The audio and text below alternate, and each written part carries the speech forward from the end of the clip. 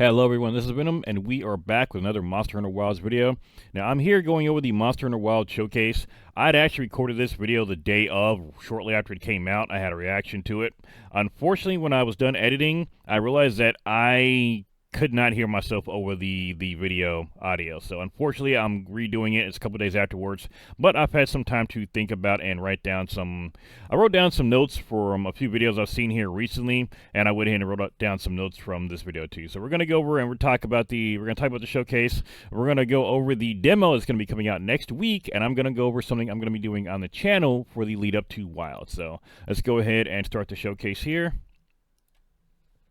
Now we get to see the director of Monster Hunter first. She's going to tell us what's going on, and we get to see some new areas, some new monsters, and yeah, let's check it out. Hello everyone, I'm Ryozo Tsujimoto, the producer of Monster Hunter Wilds. In today's Monster Hunter Wilds showcase, I'll share the latest news with you all. Without further ado, please enjoy this. Now again, this isn't a blind reaction. I've seen this all before. I've made a video on it before, so I'm just having to go back and talk about it again because I screwed up the first video edit. So this is the oil fields. This is going to be a pretty cool area. This is kind of like the volcano area that you would typically see in a Monster Hunter area. This is Yazuz, the Everforge. Now I remember speculating before in the other video I did on whether or not this was like a forge built by the ancient civilization, or if it's these people who made it, or what's happening with it. But I did speculate that this might have been made by the ancient civilization. The Monster Hunter lore has got some pretty cool lore behind it. I just wish we kind of knew more about the ancient civilization. It'd be nice to have like a Monster Hunter game based around that at some point. Now this monster right here, as soon as I saw it, it reminded me of something. I'm going to show you what it reminded me of. Right here, this monster, this looks exactly like Mom from Futurama. That looks exactly like Mom from Futurama. Especially the ship. I tried to find a photo of the Mom ship, but that's who that reminds me of, that hairstyle. So that was, as soon as I saw that, this is a mom monster. This is a mommy monster as far as I'm concerned.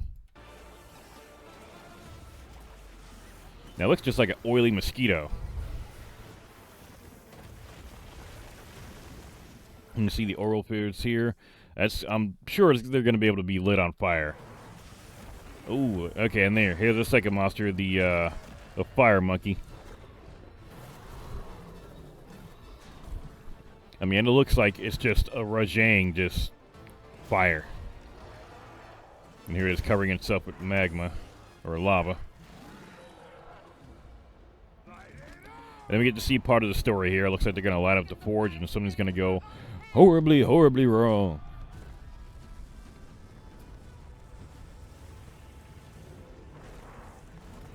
Yeah, I don't know that mixing all that oil and lava is a good idea. There we go. We get a new. We get to see a new trap that was built by someone.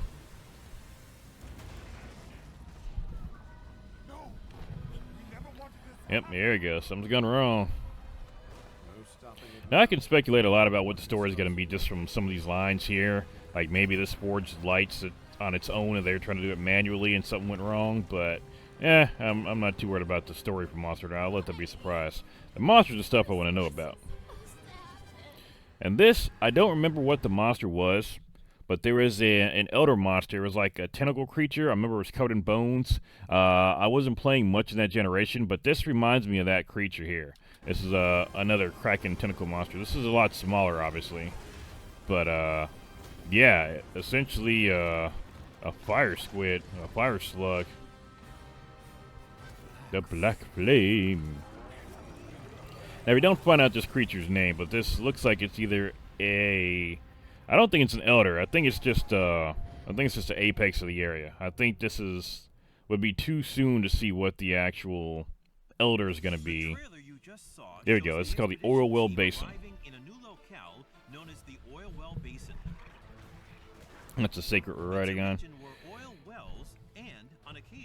Raging fires burn.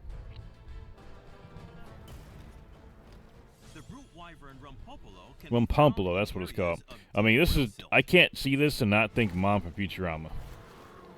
I'm never gonna not call that. A Jarkon. Rumpumpolo and a Jarkon. Both are unique creatures that have adapted to this harsh environment. That's a pretty harsh environment. I don't think much grows The in village oil. of Azuz formed around its large forge, and its people live as skilled craftsmen. Now, I'm sure there's going to be some kind of additional crafting options that probably pop up. Typically, with the newer Monster Hunter games, we're going to get the main story. We'll have whatever the in-game grind for it is, and then when the DLC comes out, we'll have a totally new in-game grind. I'm sure the Everforge will be involved in that somehow. What will the expedition team find in this And I'm curious to know what the Black Flame's actual name is. deeper mysteries? We hope It looks like it's got some story behind it.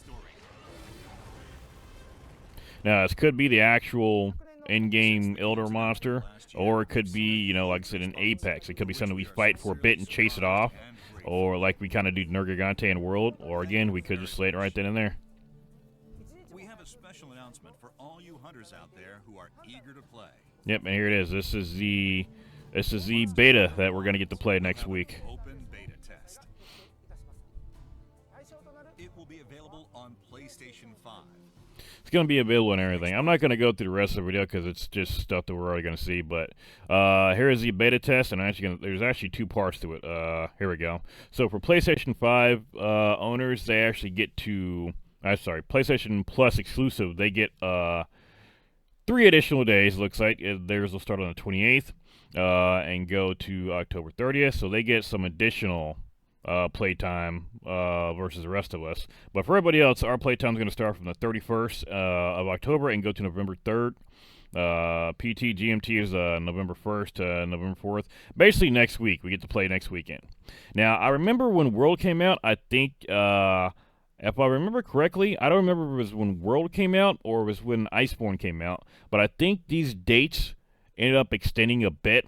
I don't think it was on purpose, but I think something happened to where they gave us some additional time to play. I think maybe their servers had gone down, or they just hadn't turned them off and let us keep playing. I don't remember what it was, but I know I'm like 90% certain one of those 2 dates got extended. Again, I don't remember if it was base World or Iceborne. I want to say it was Iceborne, but I'm not 100% sure. Like I said, it was a while ago. But they talk about the beta here. We'll go over what you can do in the beta. We get to do some character creation. There's going to be, from what I can see, pretty extensive character creator, or a pretty extensive character creator. Sorry, I can't talk. It's been a long week. A pretty extensive character creator. I cannot wait to actually make myself. As always, I was trying to make a bald version of myself since I'm bald. It's got a lot of detail in it. I'm liking it. You can get some tattoos, or you can get some makeup, some pretty good hair. Looks like it got some pretty good detail, so I like it. I like that. Of course, we get a fully voiced protagonist now and a fully voiced Palico. That is going to take some getting used to. It really was throwing me off seeing the fully voiced Palico in the trailers. I'm like, Palicos can't talk, and I was like, wait a second. Palicos do talk in the games. You're usually reading what they're saying, which it only makes sense if they're actually speaking English. So for some reason I thought in my head maybe they were just like meowing if we were translating it, and it turns out they talk, they speak English. So yeah, and we're apparently getting a fully voiced protagonist, and that's why we're getting a fully voiced Palico. And one of the reasons they said, I think in an interview, was the reason we're getting a fully voiced Palico was, 1, they were talking about doing that for a while, and then 2, if they're going to have a fully voiced protagonist, it would make sense to have us voiced than have us reading text for our Palicos. So they just went ahead and gave it a voice. Now here's a good one. Here's something else I wrote down here. For the SOS flare, even if you're not online, even if you can't SOS flare players, you can SOS flare NPCs. That is going to be a game changer. That's something to where I've done quite a few quests to where I've actually tried to put up an SOS flare for people to help me out, for actual players to help out, and nobody responded. So it'll be nice to actually be able to get guaranteed help. Now the only question is, 1, how good are those NPCs going to be? And 2, if they get down, is that going to count against your cart count? So, for example, if the NPCs aren't that great and they keep dying, is that going to count against me, or is only my death's going to count for that, or my down's going to count? And here's the other one here, too. We get to bring our Palicos with us along with the hunters in the hunt. So it's not just 4. It's going to be 8 of us. It'll be all 4 of us and our Palicos. So that, let me back up so you can see where it says that. Now, it says you can register your friends too. I don't remember where they say you can bring the Palicos. That this registration will not transfer to the full version. Okay, that's not good.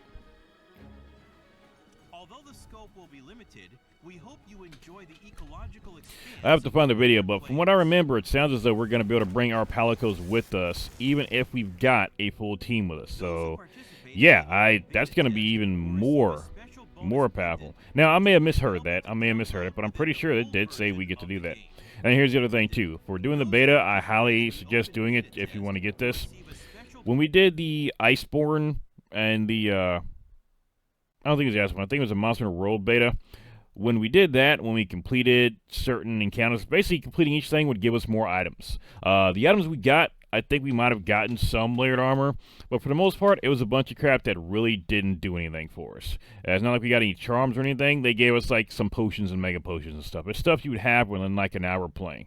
Now, it's better than nothing, but for new players, it might be good. It might be helpful, but for veteran players, it wasn't much. Now this, I mean, that's not even a bear. What is that? Some kind of little fox bear? Now, that's something that's kind of cool. That's something tangible that's actually going to stick around. Potions will get used up, but putting it a little charm on a weapon, that's something that's actually cool. And it's really bouncy. Look at that.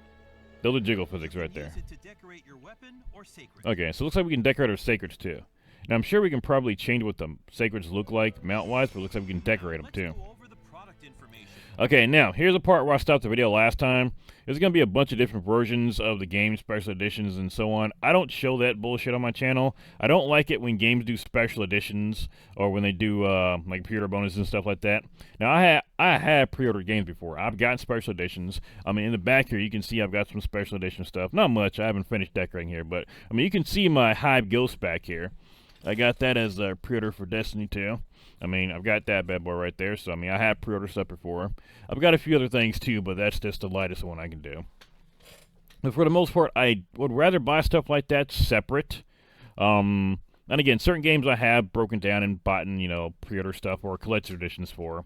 And you know what? I'm fine with collector's editions for games when they come with stuff like that. But, I mean, just for example, again, I'm not promoting this by any means, but shit like this is just going to have cosmetic stuff attached to it.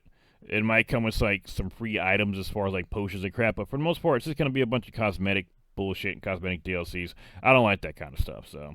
If you're going to give us a more expensive version, make it come with something tangible you can actually get, like some kind of item. Like, make it come with, like, a stuffed Palico that comes with the game, or, hell, give me a fucking great sword, a full-size great sword or something. But, yeah, that's going to do it for that video. Now, leading up to the release of Monster Hunter Wilds, I've got to get myself back into Monster Hunter. Now, I was going to play Rise, because that is the newest one. I was debating on playing either Rise, World, or GU. I forgot, my brain is not working. United, Ultimate, something, I can't remember. Generations Ultimate, and I decided I'm going to play World. I got the most time in it, and I got some stuff in there I want to do.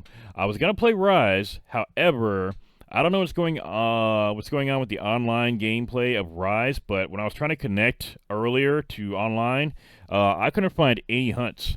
I don't know what's happening there, but it seems like, I don't know if nobody's playing or it's just not connecting. From what I'm understanding, there's some issues with online play there, so that's unfortunate. So instead, I'm going to go ahead and play World. Now, while I'm playing World, I actually put out a poll earlier and asked people, since we can use 2 weapons now, which is something else that's going to be really cool, I'll make a video about the features I'm excited about later on, but I asked, what should my second weapon be? Now, I'm a Charge Blade main. It's a weapon that, honestly, once it came out, I can't see myself using any other weapon full-time. In fact, before that came out, I kind of swapped between a few weapons. I didn't really have any that I really could say I loved, and I played a lot of Monster Hunter games, so I'm not really sure what the hell it is I was playing with. I think Sword and Shield a lot, Great Sword a bit, and Long Sword, and Bowgun really. I kind of swapped between them all depending on what I was fighting. Once I got to Charge Blade, that was it. I would play Charge Blade. But now that we can do 2 weapons, I put out a poll and asked, what should my second weapon be? You don't have to have a second weapon, but, might as well if you can. And only one person answered, and they said Lance or Gun Lance. So I've chosen to, learn how to do the Lance. So I'm going to go through, and leading up to Wilds, I'm going to go through and try to solo every creature in the game, because I have not soloed them all. I haven't soloed Fatalis, I haven't soloed Elatrion. These are things that I should be able to accomplish with my level of skill, even if it takes me a little bit to do, so I'm going to try to do that. And then I'm going to try to do them with the lance too. I'm going to first do them with my charge blade because that's what I'm good at. And then I'm going to try to solo them with the lance. I'm going to try to learn that weapon. That way I can bring it with me in wilds. Now, I was going to do something like a bow gun or a bow. Honestly, the bow gun's not that hard to learn. It really isn't. You can really pick it up once you know the basic couple of moves on how to fire. It's got a little bit more nuance, but for the most part, it's not that hard to use. The bow, I've got no interest in learning. I'm not saying it's bad. It's a very good weapon. I just don't care about using the bow. So I'd much rather use a melee weapon. I really like them. I was going to go with the gun lance, but I already use a charge blade, which already has, some technicality to it. I don't need another weapon that's got additional shells to worry about. It's going to build the same way. I want a weapon that's going to build a little bit different. So I'm looking forward to playing with that. I'm going to start my hunts tonight, and I'm going to try to put them out every day or every couple days. Try to knock out a bunch of hunts and then kind of upload them on a schedule. So that is my plan right now. So that being said, if you like what we're doing on the channel, please subscribe to it. If you like what we did on the video, please leave a like on it. Let me know what you guys are thinking about Monster Hunter Wilds. I mean, there's a lot to go over. I didn't go over in this video. There's a lot of new stuff coming in. I think the next video I'm going to do, besides my hunts, is just going to be some of the quality of life stuff we're going to be getting that I'm looking forward to, along with some just new features in general. So that might be what I do next. But that's going to do for today, guys. Thank you all for coming by, and I will see you all on the next video.